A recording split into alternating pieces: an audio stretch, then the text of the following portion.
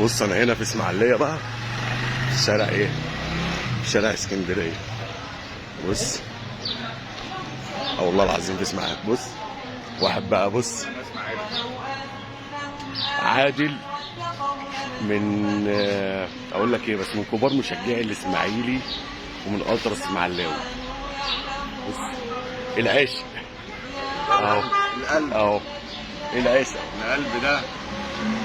خلاص كده يابا، في معاهده صلح، خلص الكلام كده ما بيننا خلاص. احنا ما فيش حاجه اصلا من الاول، الاعلام والله اللي كان عامل كده، الاعلام اللي كان عامل كده. بس احنا خلاص، مفيش احنا حاجة من الأول. معاهده جديده، احنا هننزل نلعب في اسماعيليه ان شاء الله الموسم الجاي ده تنوروا بامر الله. تنوروا اسماعيليه، خلاص. تنوروا اهل اسماعيليه، هتشيلكوا طول ما في احترام، طول ما في احترام بس دي اهم متبادل حاجه. بين الجمهورين، طول ما فيش تعصب. والف مبروك للاسماعيلي ان شاء الله بامر الله. كاس الرابطه ده بتاع الاسماعيلي، عشان لازم ان الاسماعيلي شاء السنه دي الله، ياخد ان بطوله شاء بامر الله، الله. ان شاء الله.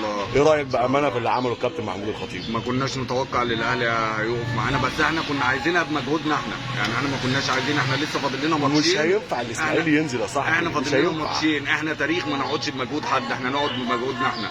حبيب ما قلبي، ينفعش نقعد بمجهود حد. حبيب حبيبي يا قلبي، ريس، ومنورين اسماعيليه كلها. حبيب قلبي. حبيبي يا يلا ريس. سلام يا صاحبي.